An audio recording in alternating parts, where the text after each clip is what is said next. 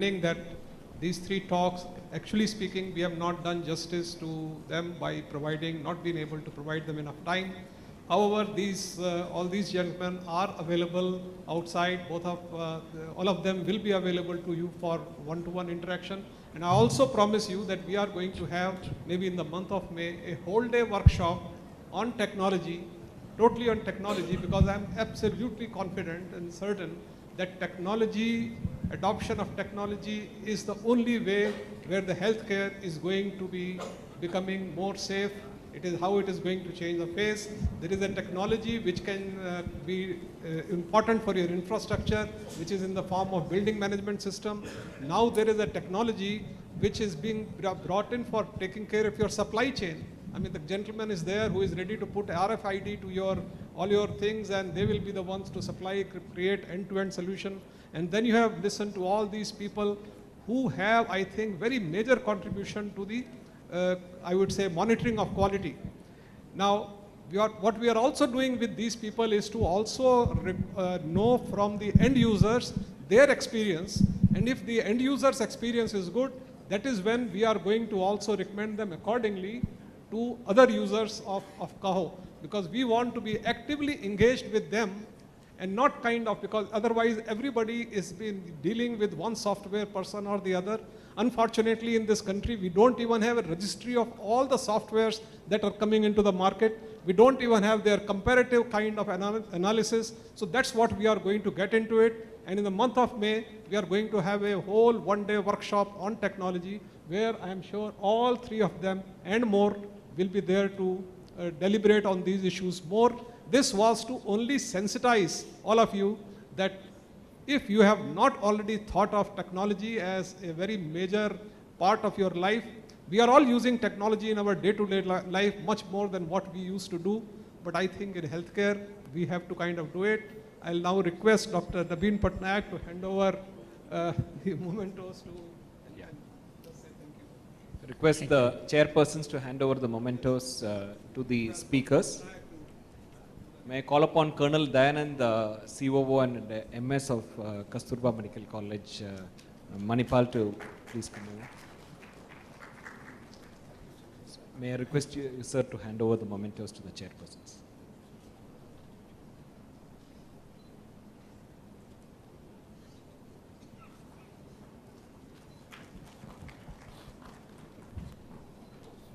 To Mrs. Lalu Joseph, who would introduce the speaker, and then he would take it forward. Very good afternoon to all of you. It's indeed my honor and privilege to introduce Dr. Anand, my teacher, the one who did the final assessment of CMC Vellore and from whom I learnt my quality management, I must say. So Dr. Anand is a pulmonologist practicing in a 650-bedded tertiary hospital. All of us know KMC Manipal. He's a well-known assessor in India, professor of the Department of Pulmonary Medicine at Kasturba Medical College and associate dean, and he's in charge of academics and international collaborations. Now, this is going to be a very interesting session, and we are going to be inviting three, quality managers from three hospitals. The following are the three quality managers, and I request all of them to come to the stage. The introduction will be done by Dr. Anand, Mr. Ashim Kumar from Care Hospitals, Vizag, Dr. Sangeeta, PES Institute of Medical Sciences, and we have Dr. Abel Asirvadam from Narayana Hridalaya. If you could come to the stage, please. Thank you, Lalu. But those of you who know me, you would notice that I am using a microphone today because Dr. Murli has advised me medically that I better use a microphone because the hall is too large, and I would not want to break his advice. So essentially, this session is something about what commonly happens during any assessment. I don't know, it is considered as the SSC's nightmare, and the SSCs tend to believe that it is the assessor's good fortune. So essentially, what we'll be doing is, we have pitted the two of them together, and I'll be doing this panel discussion. Essentially, the whole idea is we'll put up some common NCs, and for that I need to thank the CEO of NABH, Dr. Kalra. Thank you, sir, for sharing with me the analytics of the NCs of actually 2014. And these NCs that you see are actual NCs. These are not cooked up NCs for this particular KahoCon. So before I proceed further, I request my panelists to introduce themselves. Over to you. Hello, good afternoon. I represent Care Hospital, Visakhapatnam. I head the facility there. And our journey for quality has been last 5 years. We as a accredited hospital. Thank you. Your name, Ashim. Your name, Ashim. My name is Ashim Kumar. Thank you. Good afternoon, everyone. I'm Dr. Sangeeta Kamachi. I'm the quality head for PES Institute of Medical Sciences and Research Institute in Kuppam. It's a 850-bed medical college hospital. Good afternoon, everyone. I am Dr. Abel Asirvadam. I head the quality for the Narayana Hridayalaya group. We have about 13 hospitals, and I head the quality for the entire group. Good afternoon. I am Mrs. Gracie Mathai. I am from Aster DM Healthcare. I am associated with NABH from the inception, 2006 onwards. My name is Ajita. I head nursing at a upcoming new hospital at Calicut, which is yet to be named. The company's name is Premium Healthcare. And I had been associated with NABH since 2010 and I work as principal assessor. I am Dr. Badri Datta, an ENT surgeon, and I am heading the quality at Bangalore Baptist Hospital. I'm an NABH assessor and a member of technical committee. Thank you. Now let me ask the SSCs first. What is the first thing that comes to your mind when you are told you have an NC? The first thought. Mr. Ashim, what do you think? The first thing that comes to your mind? Because that's what comes on the mind of all those people out here when you are told you got an NC. I think there was a picture also by this name. So, oh my God is the right word. Oh my God, wow. And let's ask Sangeeta what she feels when she hears about this word NC. Oh, that was my words, actually. I just said it immediately. Oh, my God. We have it. You know, we didn't expect we have an NC here. Where would you go wrong? You know? Right. So I think no organization expects an NC. Please remember this. When we are working in an organization, our organization is perfect. How can there be an NC? Yes, Dr. Abel, what do you think? I would like to take the other way. We always take it as an opportunity for improvement. Okay, so look at the way as to how organizations look at it. You got reactions from, oh my God, to everything is fine. Why is this a non-conformity to, wow, here's an opportunity for improvement? Because this is the very foundation as to how you're going to be approaching as to where you close your NCs. So what I'll be doing is, I'll be putting up whatever NCs is possible over the next 20 minutes. I'll try and put some representative NCs. The SSC will tell us as to how they will close it. And the assessors, you'll have a real-time demonstration of how assessors actually look at NC closure. So let me ask Ashim as to what would he do to close this NC. And the NC reads, I read for the benefit of everyone, no evidence to suggest that the initial assessment of outpatients includes screening for nutritional needs. And please note, this attribution is the 3rd edition. It's not necessarily true with the 4th edition. The way I would look at it, it's nutritional assessment has been missed out. So we need to do at least about 50 samples again, check, ensure that the date, time, signature part of it is there. The proper way of nutritional assessment in terms of the calorie requirement, other things are available. Check for ensuring that the documents are complete. Have a sampling audit redone by another quality team and clinical team to see that it has been complied with, and send across the report stating that we have complied with this, and randomly again rechecking it on after maybe periodically another 2 months and 3 months time to see that the whatever has been the gap has been closed and it's being followed up. Thank you. Let me say you have to submit this CAPA report. I think all organizations out here understand this CAPA, the dreaded thing that has to go to the secretariat at the end of the period that is given to you for NC closure. So if you have to send a CAPA report to the NABH secretariat, how would you word it? And what would you attach as evidence with this non-conformity for closure? As part of RCA and first having a root cause analysis done for this, ensuring that what led to this, probably the format or the template wasn't there, or it was not properly understood by the dietitian, and ensuring that it is properly, training is properly done for this as a CAPA requirement, and ensuring post audits and cross checks being done to ensure we have a compliance. And once we have the root cause analysis and the CAPA completed, sending both across, and on a periodical basis again checking for it.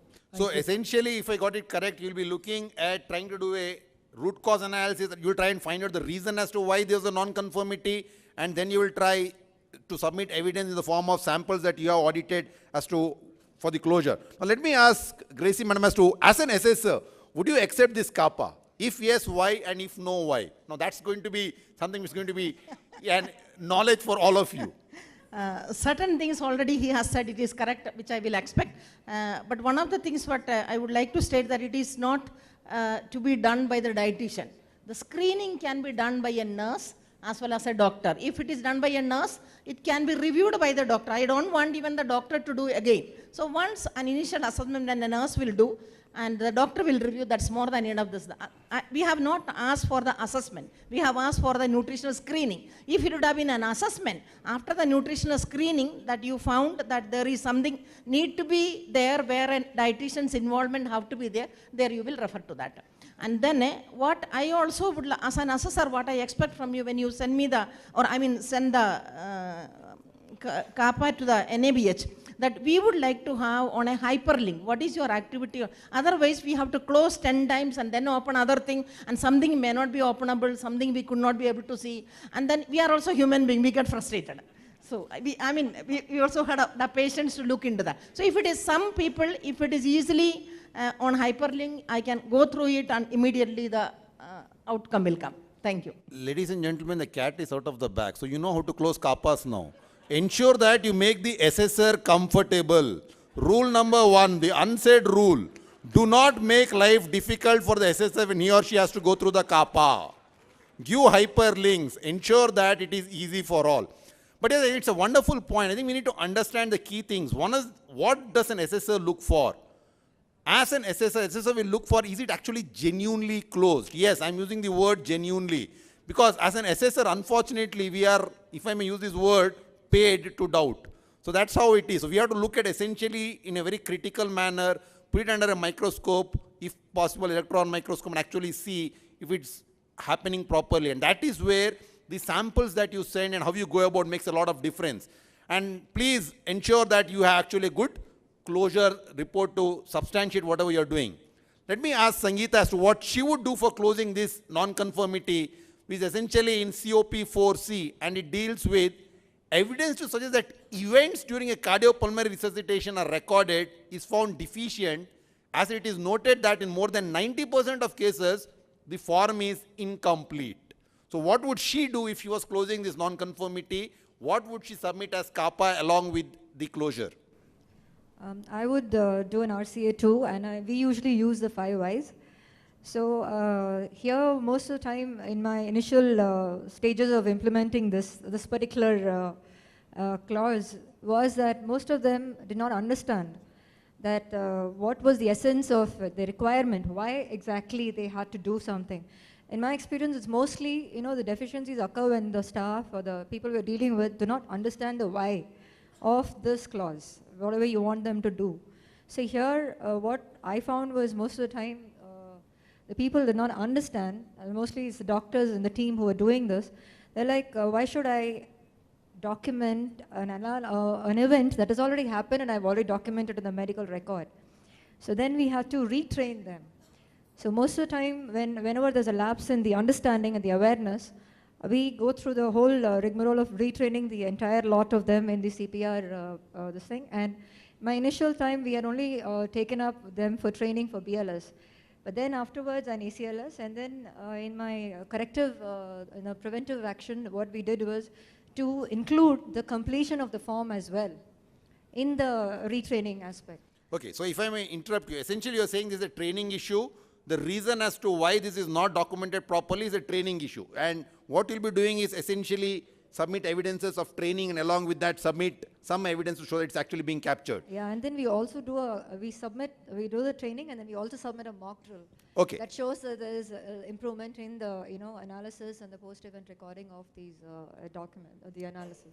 Fair enough. Let me ask Captain Ajita, so what she would, if she was the assessor, what would your comments be to this closure that's been proposed? I would see in the closure whether there was a standardization of the forms, first of all, whether there was a form itself, because even if the CPR is done well, this non-compliance is in respect to whether they have the events during a cardiopulmonary resuscitation has been recorded or not, and whether it is done uniformly across all CPRs.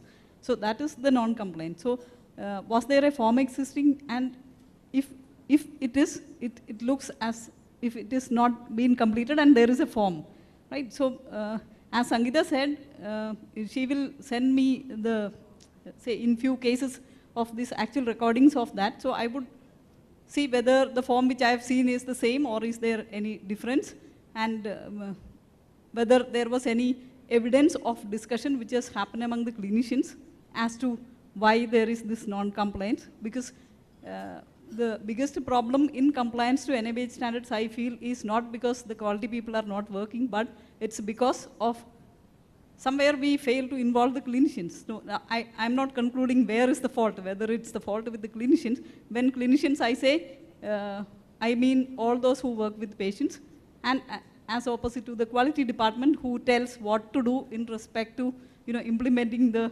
standards. So whether if there is proper gelling between them, then this problem will be easily solved. So most of the time this problem happens because the quality tells the clinicians what to do. And there is the problem, because clinicians will feel that these people think that they know more about quality, about the work what as clinicians we are doing. So this is the problem. So I would look for the evidences where there is enough linkage and connection between the clinicians and the people who are driving quality. So as someone said in the morning, quality has to become everybody's business, then only this all can be closed in the actual sense. So I would be seeing, as you said in the previous closure, whether this is camouflaged just to close this compliance. It's very easy actually to close a compliance, I feel. But Let me give this closure. So this closure given by organization. Retraining has been conducted for all the staff and this is now being filled.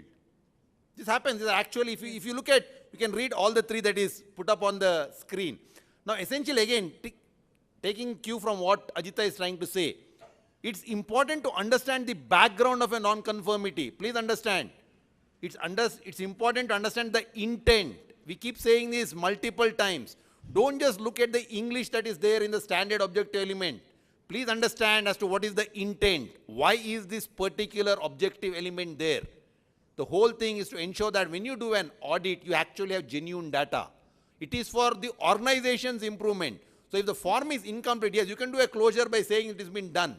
But for you to convince others, you need to understand that you have understood the intent behind why this object element was placed and then accordingly go about closing it. So I think that's the key thing we need, as Ajita has pointed out. We need to show the involvement of people concerned. It's not that sufficient to have one individual or a team which is just going to submit all the closures. You need to involve all the relevant stakeholders. So let me move to one of the common deficiencies which comes. It either comes here or it comes in what is called as IMS 3. So this particular to do with documentation, this is in reflecting in MOM 4G. And what does it state? Evidence to say that medication orders are dated, timed, named and signed. I think it's a clinician's nightmare. Every clinician out here before NABH would have been very happy. Now I think, at least in my hospital, my clinicians always say, the amount of times you have told us, now you have to start dreaming about name, date, time, sign. Because that's what keeps happening, because every time there's an audit, every time someone goes, first thing you ask is name, date, time, sign. Name, date, time, sign. Name, date, time, sign. And that comes as a non-conformity many a times. And then we are at a loss as to how we have to close this non-conformity. Because all of us know in our organization, we are not 100% compliant. Let us agree. I don't think there's hardly an organization which can confidently state that I am 100% compliant 100% of time in 100% of cases. There are 300% there just in case you missed out. So let me ask Abel as to how he would go about closing this non-conformity. We always go for a system correction than correcting for the sake of closing the NCs as such. So first we will identify the root cause, whether it's a human error or a training need or lack of, but definitely I will not say it's lack of awareness, because each and every clinician knows that he has to date, time, name and sign the medication orders. Ladies and gentlemen, please note, I'm interrupting him. Lack of awareness is not the cause, because unfortunately what happens is, on the SSS will agree with me, most of the times we get as root cause analysis, lack of awareness. Why was this a non-conformity? Lack of awareness. Why was this not conformity? Training not done. The person could not communicate. Yes, that's a very valid point that he is raising. It is not a good idea to keep saying lack of awareness for everything as a root cause. Thank you, Mr. That's a fantastic point. Please go ahead. So we will start training our doctors. We'll try to reinforce this date, time, name, sign once again. Then we will take a required number of sample of, say, the drug charts.